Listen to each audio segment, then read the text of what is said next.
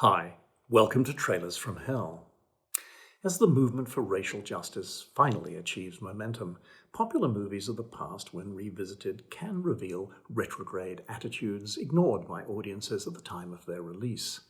Both 1964's Zulu and the 1979 prequel Zulu Dawn are now a little uncomfortable to watch because, in essence, the heroes are a group of heavily armed white people shooting literally hundreds of black people who were defending their land. But you could similarly criticize a lot of 1950s westerns for glorifying the purging of the indigenous, using Native Americans merely as cannon fodder. Should such historically misleading films be eliminated from our screens, as some suggest?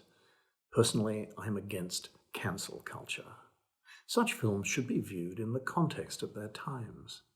In fact, both Zulu and Zulu Dawn emphasize the courage and martial skill of the Zulus and offer mordant comments on colonialism. The original Zulu was written and directed by blacklisted Hollywood filmmaker Cy Raker Endfield, seen here beside the giant 70mm camera of the day.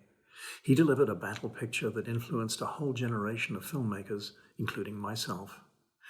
Endfield wrote the original screenplay for Zulu Dawn from his novel, but over time lost interest in directing. Financiers selected Douglas Hickox, a top commercials director, instead, seen here on location with Peter O'Toole. Hickox's focus was more on visual style than storytelling.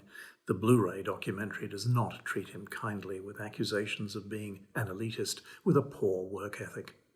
Nonetheless, because of its scale and cast, Zulu Dawn is a very watchable film. First Zulu, now Zulu Dawn. Reenacting the Battle of Isandlwana, the worst defeat against indigenous forces in British military history, the equivalent of Custer's Last Stand, was a massive undertaking. 4,500 Zulus, 1,200 redcoats, a crew of 270. With an initial budget of $8.5 million, the investors required an A-list cast. When Burt Lancaster arrived, a party was thrown in honor of the star whose name secured the American market. Co-star Peter O'Toole did not attend. They did not get along. O'Toole criticized Lancaster's choice of Irish accent, as the character he portrayed was Anglo-Irish and educated in England. A crew member told me O'Toole privately referred to Lancaster as her ladyship.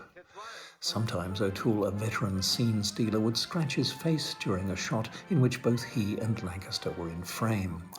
Lancaster never retaliated, but reportedly was quite terse with director Douglas Hickox when he offered Lancaster advice on his horsemanship.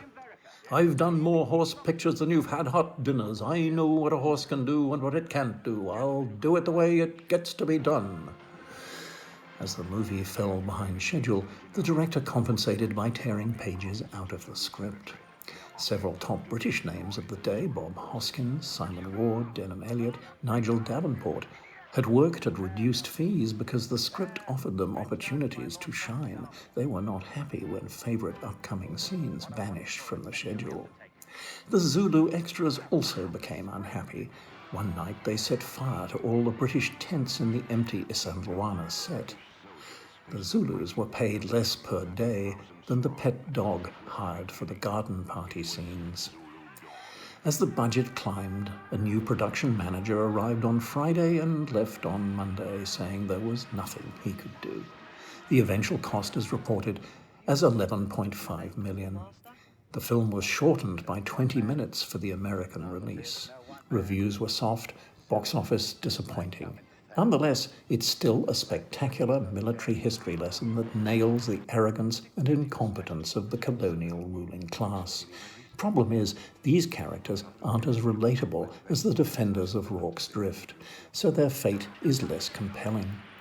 Elmer Bernstein's music adds the flavor of a Western, perhaps to point American audiences to a familiar genre.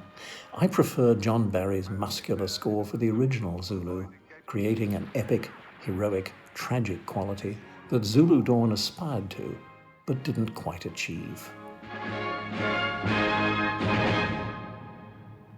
Not all African kings suffered the fate of Zulu King Cetshwayo at the hands of the British Empire.